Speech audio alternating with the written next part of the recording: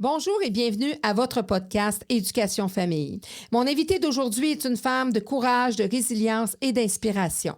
Maman de jumeaux autistes, entrepreneur et femme en reconstruction, elle avance chaque jour aux côtés de son mari sur un chemin où chaque pas devient un apprentissage d'amour, de patience et de vérité. Sa famille neuroatypique vit ce qu'elle décrit comme un compostel de vérité. Un voyage intérieur où l'on apprend à renaître autrement, à se reconstruire dans l'authenticité et à transformer la douleur en lumière. Son parcours est marqué par des épreuves profondes, mais aussi par une incroyable capacité de transformation. Savoir faire du chaos une fertilité, des blessures une médecine et de la différence une richesse, nous dira-t-elle. Sa capacité à traverser les épreuves lui a permis d'en ressortir plus forte. Entrepreneur dans l'âme, elle a beaucoup travaillé, entre autres, dans le domaine du spectacle, de l'événementiel et de la production artistique. Conférencière et auteure, elle consacre aujourd'hui son énergie à rendre visible ce qui est souvent caché, à témoigner qu'il est possible de se relever, de réinventer sa famille et d'habiter pleinement sa vie, même au cœur de la tempête. J'accueille donc une femme résiliente et engagée, Mélissa Malbeuf.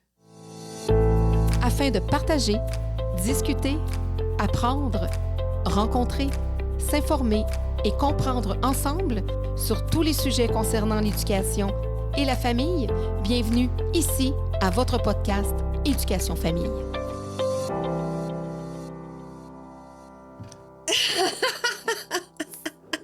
Je sentais les émotions monter à chaque fois que je disais quelque chose. Claudine Potvin, allô? Salut, salut! Ouf! Oui, c'est moi. Et dans cette vulnérabilité-là, je débarque ici à Montréal avec toi aujourd'hui. Merci de m'avoir invitée. Ça me touche profondément, ton introduction à mon égard. Oui, parce qu'on ne se rend pas compte de tout ce qui part, même si on le vit puis ça nous accompagne, surtout quand c'est des blessures, surtout quand c'est vraiment des combats par-dessus des combats. On les traîne avec nous autres, mais ils font partie de nous autres. Puis de voir quelqu'un comme les reconnaître ou les nommer. Autre que son mari, ses enfants et sa famille, tu sais, que les gens, oui, te le disent, là. Mais se le faire dire par une propre inconnue, c'est encore plus marquant. Partons comme ça aujourd'hui. Ça va être ça parce que... Parce que tu l'as pas eu facile, Mélissa, dans la vie. Non. Puis je suis pas la seule à vivre ce genre de situation-là d'entrée de jeu que tu viens de faire. Parce que quand se relever d'une... J'ai en ce moment un trouble de stress post-choc traumatique, la misère à le dire. J'ai une dépression sévère, profonde. Je suis là-dedans et je suis capable quand même de venir ici aujourd'hui et se faire dire ces mots-là quand tu es en dépression. Ça fait chaud au cœur, tu sais. Mais ça peut faire partie de ta réhabilitation, Oui, ça fait ta reconstruction. Oui, exactement, tu sais. On sous-estime la valeur de ce que les gens nous disent beaucoup en disant ou banaliser, tu sais, parce que on rentre dans un cycle de vie et tout est acquis, mais il n'y a rien qui est acquis, là. Tout est à faire et refaire et continuer de façon constante et régulière. Et c'est souvent oublié dans le métro, dodo, vie, X, Y, Z, de parents, d'entrepreneurs, de femmes. Oui, parce que tu as déjà roulé ta bosse, tu as déjà travaillé pour des grandes compagnies, tu as des grandes productions, tu as organisé des choses, tu as roulé ta bosse, tu as 1001 métiers aussi. Oui, 1001 métiers. Oui, j'ai 26 000 vies dans une vie. J'ai 47 ans. C'est ça. Comment ça part, cette vie escamotée-là, cette vie décorchée-là? Ça commence où? Ça commence quand? Ça commence, mon Dieu. Je suis en maternelle. J'ai 5 ans. OK? Et je vis une forme d'intimidation de par les jeunes. J'ai 47 ans. J'ai 5 ans. Ça fait 42 ans de ça, là. On peut-tu dire que c'était une autre époque, hein? Mhm.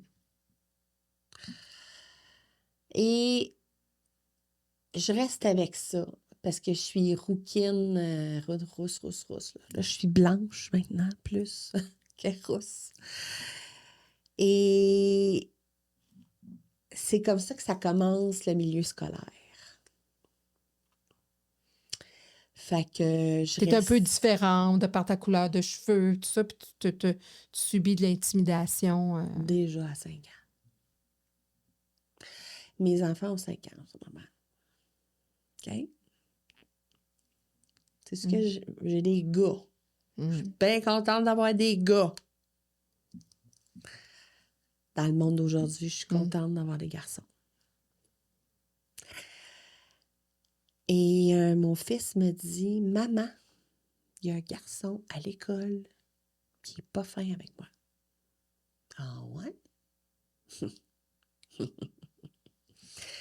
J'ai dit, mon bébé, les gens les garçons qui font des grimaces, qui te traitent de peu importe, là, qui t'en font des gestes méchants ou whatever. Là. Tu les regardes et tu revires de bord. Et tu dis rien. Le silence est d'or. Les amis européens qui disent on apprend aux imbéciles par le silence. Ben, c'est de même que j'apprends à mon enfant à se défendre. Mm. Parce que c'est pas à coup de poing que tu apprends ton enfant à se défendre, c'est avec la maturité émotionnelle et la conscience que tu l'apprends à se défendre. Puis toi, à 5 ans, tu le vivais comment, de ton intimidation? Ben, c'est ça. C'est ça. Moi, à 5 ans, je vivais de l'intimidation. Je me faisais rejeter d'un cours d'école. J'étais différente. Je suis rentrée, je suis sortie au monde différente. Ma grand-mère Hortense Bessette, la mère à mon père, était rousse, là, un strawberry blonde comme sa photo. Là. Et elle a dit à ma mère, quand elle était enceinte de moi, en 1978, elle dit, j'aimerais ça que tu me sortes une petite fille à tête rouge. Ma mère a dit, t'es-tu folle? Elle dit, elle va bien trop, tu sais, c'est rouge carotte. Tu sais, le rouge carotte, pas beau, tu sais, mais c'est beau, c'est juste que le monde trouve... En tout cas, bref, peu importe. 1978, OK, ce temps-là. Mhm.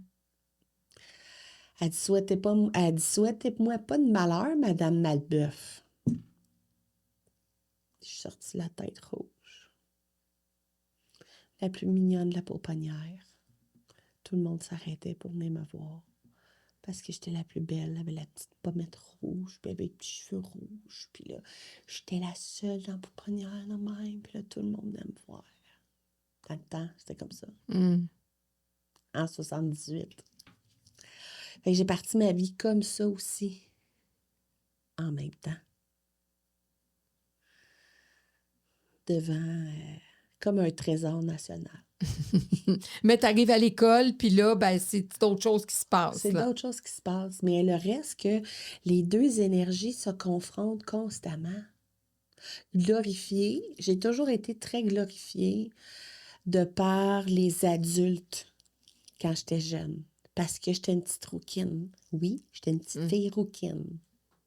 C'est donc cute. À l'école, je me faisais écœurer de ça. Je me faisais jouer à Tag Malbeuf. Puis si t'étais touché, t'étais comme un rebut de société. Là, Avec ton nom de famille à avec toi. mon nom de famille. Fait que mon traumatisme de dire bonjour, mon nom est Mélissa Malbeuf. J'ai longtemps voulu changer mon nom de famille. Puis est-ce que au secondaire, ça va mieux? Ou... Ben, à 9 ans, je me fais violer dans le lit de mes parents par une personne qui me garde.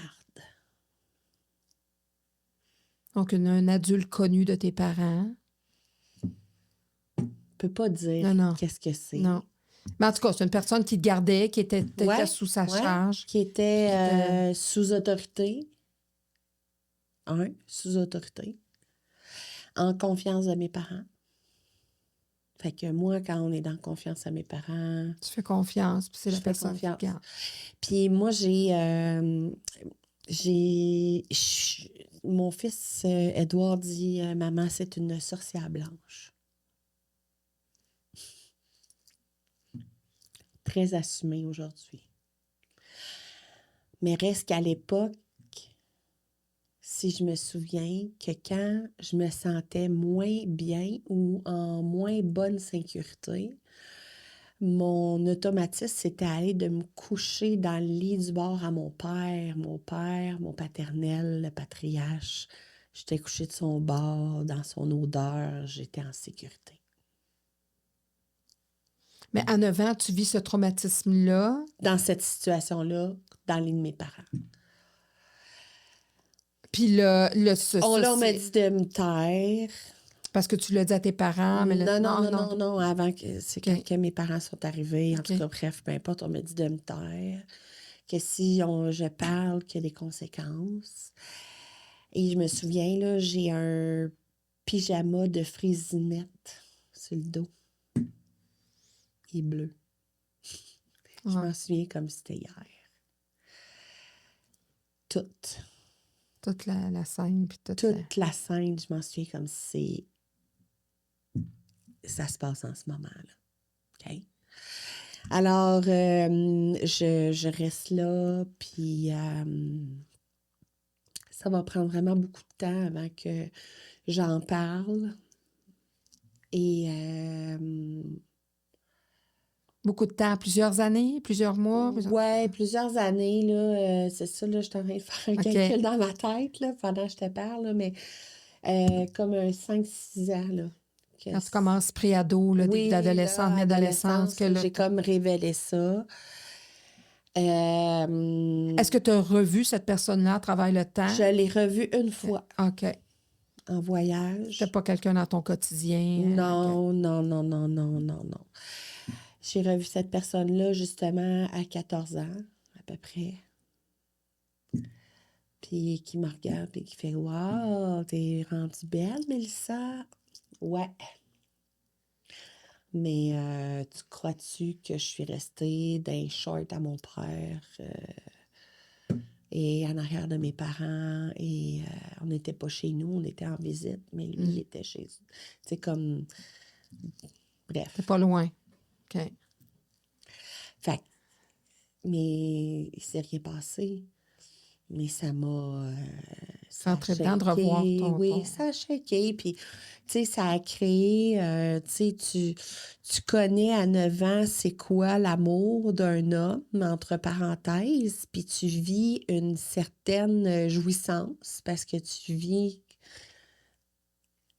Tu te fais toucher les parties, même si c'est désagréable, mais il y a un côté qui est agréable parce que il y a comme... Ouais.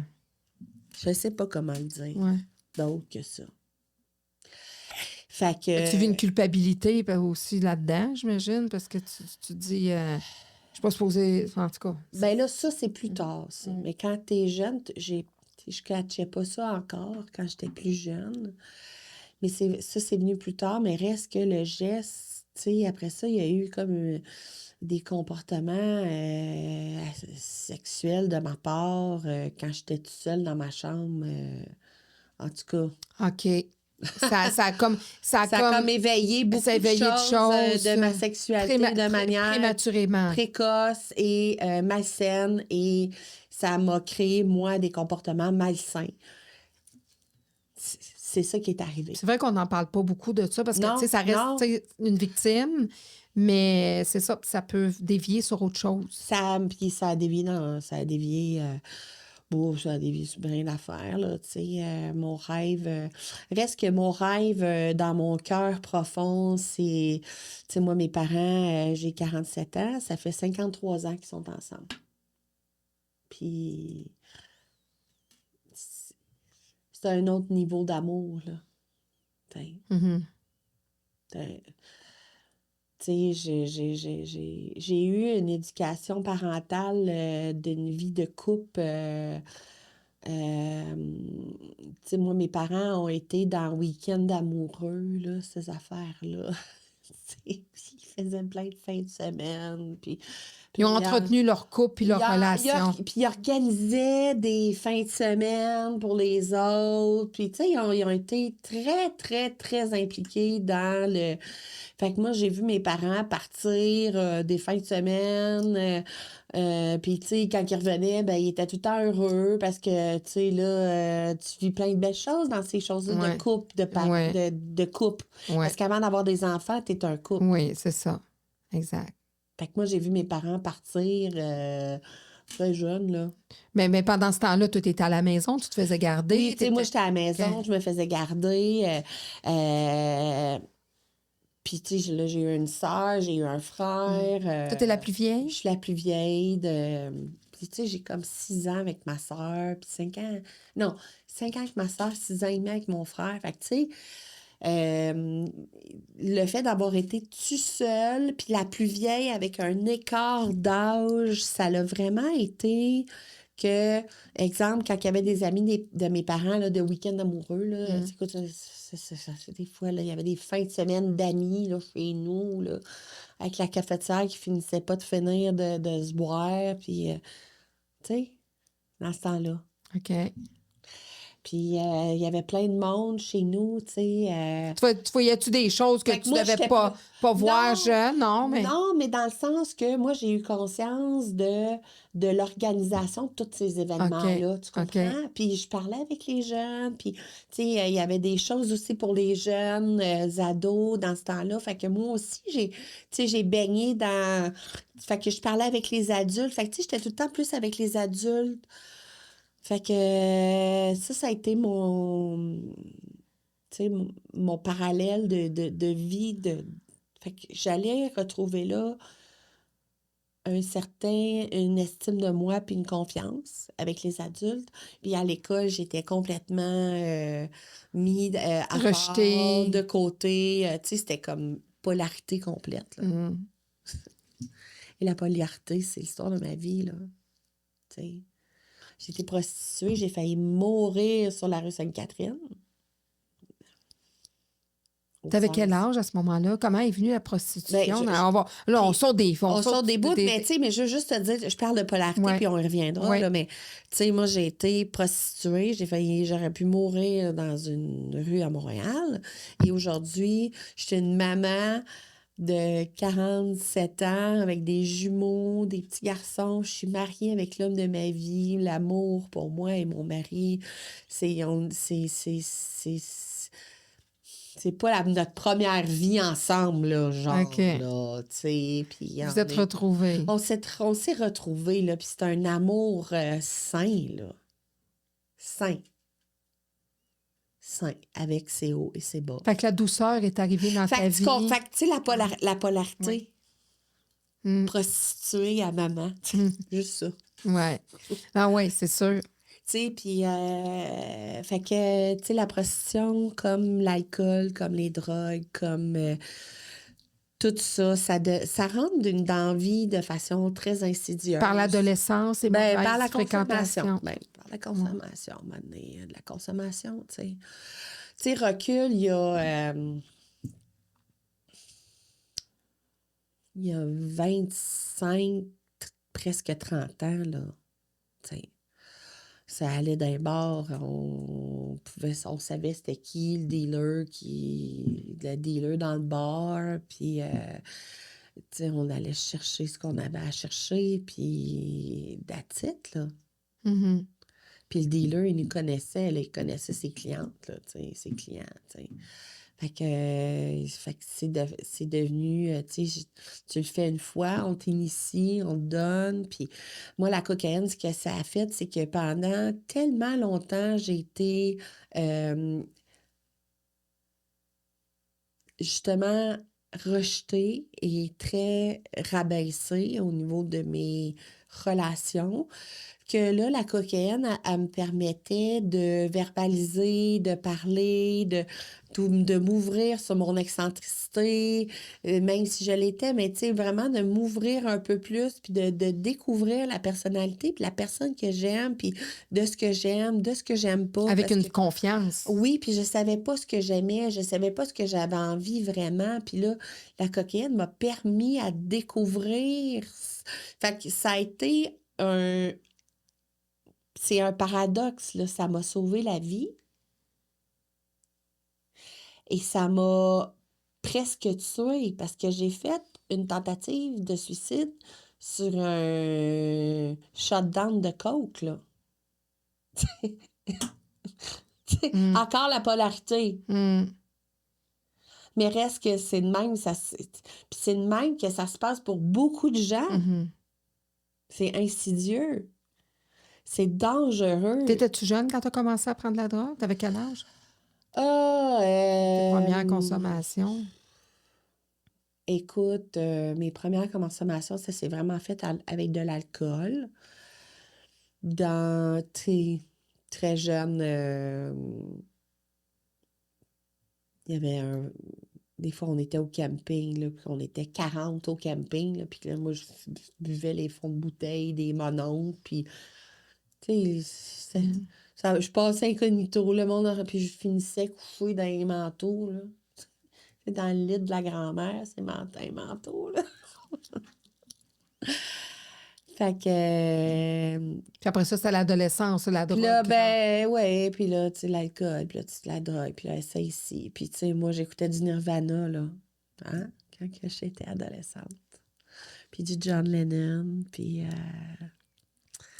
Ça venait avec le package des ça, idoles. ça venait avec le package des idoles, tu sais, Madonna, Michael Jackson, Samantha Fox, les New Kids on the Block. Tu sais, de ma génération, tout ça, c'est ça, c'est de là qu'on vient. Tu sais. Sauf que c'est un cercle, c'est ça, c'est un cercle. Il y a un cercle, puis tu sais, moi, la musique, tu sais, ça a toujours fait partie de ma vie d'une certaine façon, tu sais, parce que j'ai fait du ballet, j'ai fait du patin artistique, tu sais, jeune, là, fait que, tu sais, la musique, danser sur de la musique, puis tu sais, c'est ça, tu sais, fait que mon tourne-disque dans ma chambre, il n'y a personne qui rentre dans ma chambre, c'est interdit de rentrer dans ma chambre, il n'y a personne qui avait le droit de faire ça.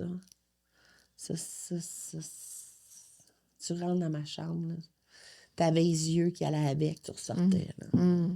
C'était ton moment, ton safe C'est mon space. sanctuaire, là. C'est don't touch this, là, tu sais, là. Puis, fait que c'était là que je me réfugiais, puis que je vivais, puis je lisais.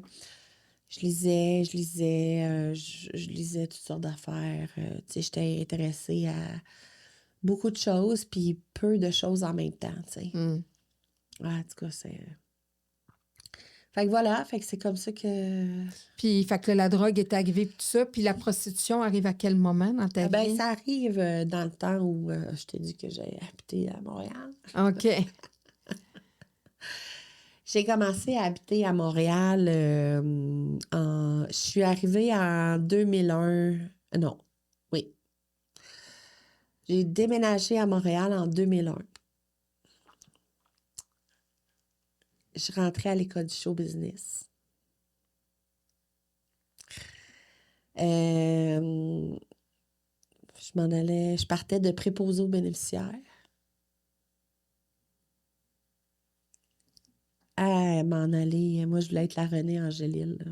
OK. Toi, c'était au niveau tu voulais devenir impresario, Ouais, agent d'artiste. ouais, ouais. Parce que j'ai toujours aimé mettre les gens sur un stage, puis de les voir briller, puis de voir l'humain se transformer à travers ça. Hein? Ça résume tout. Tu ne pouvais pas nécessairement toi, même si tu disais j'ai une certaine excentricité, c'est pas nécessairement toi que tu veux voir sur stage, c'est plus d'amener d'autres, de faire Ouais. briller d'autres personnes. Oui, mais quand tu fais briller d'autres gens, tu brilles. Ouais. Mhm. Les gens oublient ça. Et quand tu fais briller les autres, Oui, ça rebondit sur toi. si je te parle de René Angélil, qu'est-ce qu'il a fait? C'est ça. Il a mis Céline sur le stage. Mhm. Puis à travers ça, lui aussi, il a brillé. Ben oui, ben oui. Fait que c'était ça que je voulais faire. C'est ça. Puis, est-ce que tu as tout fini ta formation? T'as-tu... J'ai tout fait ma formation, j'ai commencé à travailler là-dedans. Mon Dieu, j'ai travaillé. On t'a fait plein de choses là, dans les productions. Après ça, c'est parti. Là, j'ai fait plein de productions. J'ai travaillé dans. En fait, t'es heureuse à ce moment-là. Ça va bien, les affaires pour toi? T'aimes ce que tu Ça fais? va bien. J'étais à Montréal. Je tripe ma vie. Tu sais, je viens de Granby, là. Tu sais, bien de la bédaine à Granby. Oui. Il y a d'autres bons restaurants, comme la Casa du Spaghetti aussi. Là. Pas juste une Le Saint-Ambroise aussi. Oui. Mais je préfère la Casa du Spaghetti. Oui. Si j'ai un choix entre les deux. Là. Mais, et c'est ça, tu sais, je viens d'une petite ville, là. Alors, c'est un... Quand je suis arrivée à Montréal, moi, je suis arrivée à Montréal avec de la poudre magique, là. Tu sais, qu'est-ce que tu penses que ça a fait, là? Ça a fait comme en chimie, là. Ça a fait une explosion. Hein?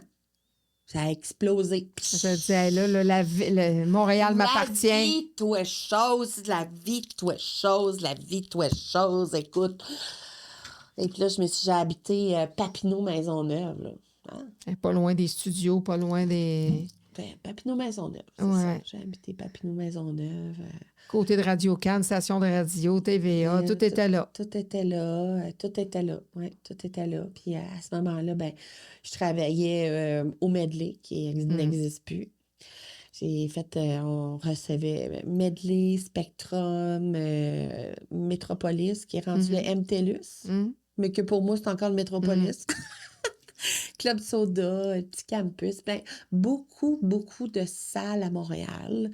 On recevait des groupes, puis moi, je coordonnais, je faisais vraiment la coordination de la production, puis du côté administration, médias, je m'occupais des groupes, tu sais, j'avais, c'est ça, j'ai commencé en étant sur la guest list. Ah, vous êtes invité, oui, puis j'ai fini...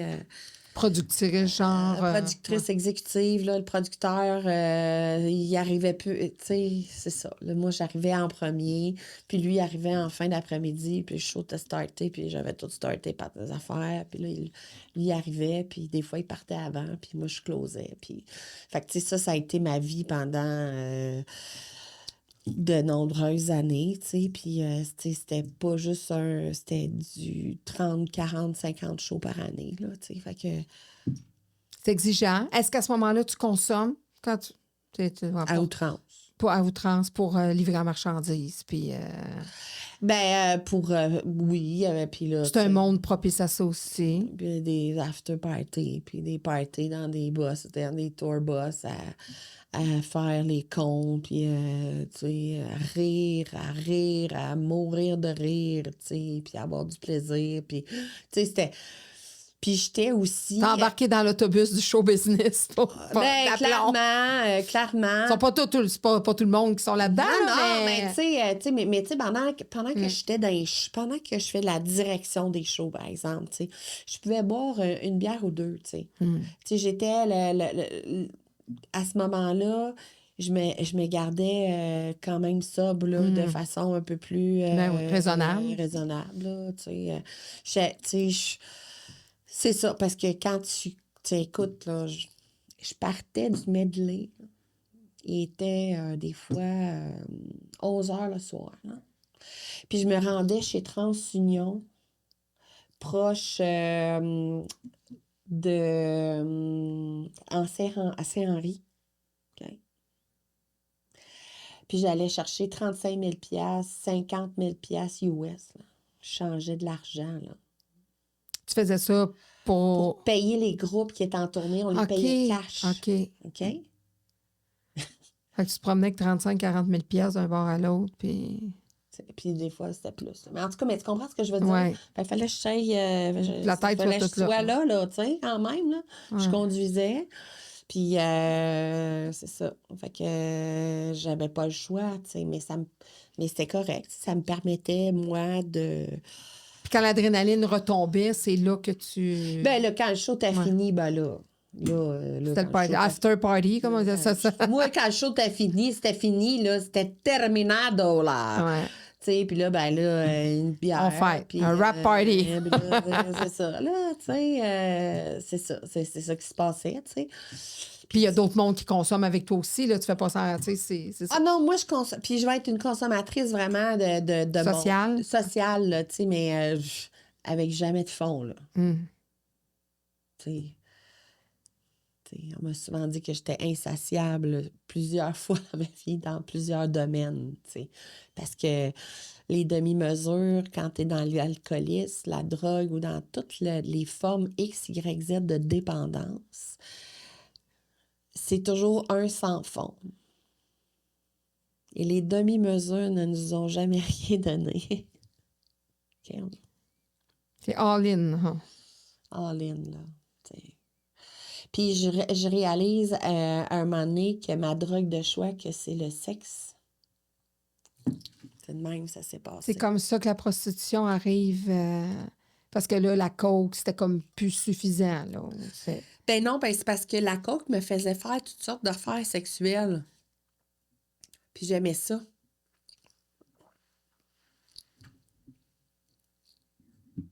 C'était ça l'affaire. On est ailleurs, là. Ah ouais. Alors, des expériences sexuelles de toutes sortes, j'en ai vécu assez.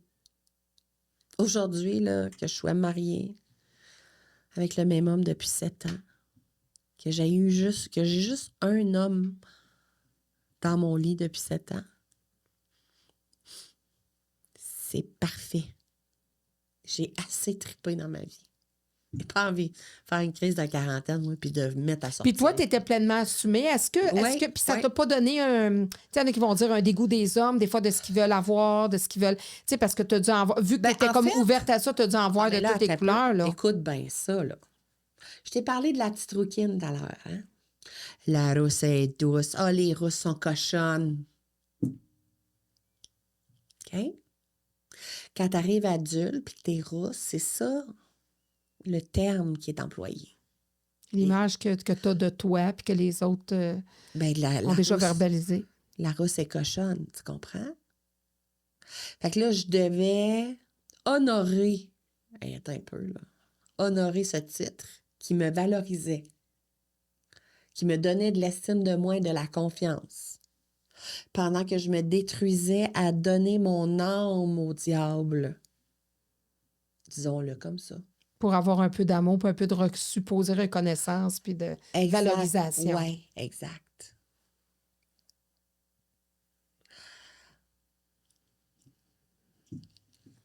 Puis là, tu fais ça combien de temps? Ben là, trop longtemps, tu vas me dire, là, mais... Trop longtemps, oui, trop longtemps. Tu sais, j'ai pas envie de... Trop longtemps. Ouais. Ouais, c'est... Puis à quel moment il y a comme un wake-up call? Là, puis... c'est ça. Là, un moment donné, je fais une tentative de suicide. C'est un shutdown de coke, là, puis... en tout cas... Là, ça réveille. Ça réveille. Fait qu'il y a quelque chose qui réveille. Y a-tu des gens autour de toi qui te voient te détruire, qui veulent t'aider, Ma qui mère, t'aident? mon père, tu sais, moi, j'habite Montréal, puis, tu sais, on va parler d'Ozzy Osbourne qui est décédé cet été. Et moi, tu sais, il y a toujours eu une... Sex, drug and rock and roll, t'étais full là-dedans. J'étais full là-dedans. J'étais all-in, comme on dit. Mais ce que je veux dire, c'est que j'habitais à Montréal. Et quand je partais de Montréal et que je m'en allais à Granby, Et j'écoutais la chanson Maman I'm Coming Home de Ozzy. Puis je pouvais écouter ça sur mon lecteur CD, là, sur mon siège, là, En boucle. en boucle. Cette chanson-là, puis je pesais sur repeat, puis je m'en allais à Granby. Puis quand j'arrivais à Granby, pour moi, ben c'était les petits plats que ma mère elle faisait. J'avais toujours un lit chez ma mère. Tu sais, je vivais comme une genre... j'étais comme une itinérante de luxe. Comprends-tu? J'avais pas vraiment de lieu propice de où j'habitais. C'était jamais vraiment clair de où j'habitais. C'est à Montréal, ça? Tu te promenais de place... Bref, j'ai vécu tout un monde, OK? Et, mais quand je revenais à la maison, j'étais dans mon lit, dans mes affaires. Tu sais, j'avais un lieu sécuritaire. Je mangeais du bon manger de maman. C'était ton safe space. Oui. Je revenais à la maison, tu sais. Fait que c'est à force de revenir à la maison, à un moment donné, que le déclic s'est fait. Puis j'ai fait ma tentative de suicide, en fait, chez mes parents. Chez mes parents. Puis je parle plus, puis je suis en train de mourir, là, puis je me vois partir, là, puis je sais que je suis en train de partir. Puis je me mets à pleurer tout d'un coup parce que je pense à ma mère, puis que là, je laisse ma mère. Et là, il y a juste des larmes qui coulent, puis je parle pas. Je pense à ma mère. Et ma mère est arrivée en courant dans la chambre. Elle m'a entendu l'appeler. J'ai jamais dit un mot. Comment on est connecté à nos mères, hein? Ouf, ça brasse aujourd'hui en Oui, parlant. oui. Des fois, ça brasse moins, des fois, ça brasse Ouais. plus. Tu sais, là, Ouais. Et ma mère m'a sauvé la vie. Et là, mon frère, mon petit frère, qui est, ben là, tu comprendras qu'il mesure Ouais. pas mal plus grand puisque sa grande Mais sœur. du haut de ses 6 ans et demi de moins que toi. Oui, et du haut de ses 6 pieds, mettons, son Ouais. là, il me prend, puis il me descend, puis il m'amène en hôpital, puis là, j'ai un... C'est pas adolescente, tu étais une femme accomplie à cet âge. Ben, tu sais, Ben je veux là, dire- j'ai 23, OK, 24 OK. ans, là. Je t'étais OK. Jeune femme. Jeune femme. Mais qui avait quand même déjà pas mal roulé sa bosse. Oui. Moi, c'est ça. Une femme de 23, mais avec un véhicule de femme de 60. Là. Oui, c'est ça, puis j'ai juste 23, là. Imagine, là, on se rend à 47. T'es rendu à 115 ans, là. Non, mais c'est ça, Ouais, c'est fait que ça, ta mère, c'est elle te ça. sauve la vie. Ma mère me sauve la vie. Je change des choses. Je vais plus toucher à de la cocaïne. Là, ça va être terminé, mais je vais tomber dans le speed. Une petite pilule qui coûte crissement pas cher. Beaucoup moins cher que la cocaïne. Beaucoup moins de troubles à prendre. Ben vraiment. Avec terminado. T'as pas... Tu penses... Hey, là, ça me pique dans le nez, ça me passe. Mais, tu sais... c'est ça, c'est Plus très facile. facile. Puis ça donne un effet aussi. Tu sais, tu pouvais prendre une petite demi, puis après ça, tu surprends une autre petite demi, tac, tac, merci, bonsoir. Puis je me suis mis en vente, tu sais. La fille est entrepreneur, fait qu'elle va Moi, rentabiliser. ouais, c'est ça, j'ai toujours trouvé la rentabilité d'une façon X, Y, Z. Je me mettrai pas dans la rue à vendre ça. Moi, je vais en vendre, puis je vais... Sauf qu'il y a des dangers qui viennent avec aussi, avec ça. Non, parce que quand tu vends ça dans le milieu du spectacle... Un milieu des arts, propre. oui, Milieu propre. un si on milieu peut l'appeler. propre. Un milieu propre. Oui, mais oui. Donc, tu peux nous confirmer que dans le milieu des spectacles, ils ne donnent pas leur place dans la consommation puis dans je veux pas catégoriser. Pas tout le monde. Non, là, mais... j'ai vraiment... Non, c'est vraiment pas ça du tout. Parce que de un, c'était... Il y a aussi 25-30 ans, tu sais. Mais c'est quand même un milieu de performance derrière Oui. ça, c'est des êtres humains. Tu sais, il y en a Oui. qui vont le prendre dans le milieu de la médecine pour Pour performer, c'est la même affaire. C'est aussi un milieu propre, C'est la ça. médecine. Ouais. Mais peu importe, les avocats, Ouais, les c'est ci, ça, les exactement. ça, blablabla. Tu sais, je veux pas juger Non, non. personne, mais dans chaque milieu, il y Ça a un milieu existe. propre. C'est pas juste les gens défavorisés puis Qui les... boivent ben non, C'est ça, ben c'est non, ça. hey, C'est ben ça. non, ben non, Qu'on ben le non, sait, là, c'est ben pas d'hier qu'on le non, sait, mais non, non, non. des milieux propres, tout ça. Puis là, toi, c'était ça ton milieu de consommer. Puis un milieu propre, ça doit être plus Facile. facile puis Oui. acceptable. Ben oui, puis tu sais, moi, je consomme juste quand je suis dans des parties, ou je suis dans les événements. Et là... T'es là-dedans tout le temps, c'est ça que tu fais comme job. Fou d'être poche. Moi, je suis juste quand il y a des événements. Ben oui, c'est ça ta job. T'organises des événements. Tu t'organises des moments pour consommer. All the time. Ouais. C'est ça, tu sais, puis... Juste un party de Noël puis un party de mariage, là. Non. Puis, tu sais, moi, les fouf, ça devient mon repère, là. Je rentre là sans payer, tu sais. En tout cas, tu sais, puis je rentre dans beaucoup de places à Montréal sans payer ou... Tu sais, je vis une certaine vie... Reconnaissance. Ben oui, tu sais, puis le monde qui viennent avec moi, ben c'est grâce à moi s'ils payent pas, tu sais, puis qu'on rentre dans des places, puis qu'on va voir des shows Métropolis. Fait que là, ils t'aiment, ils sont faits avec toi. Fait que là, mais tu sais, mais ça, par exemple, il y a une chose que j'ai faite.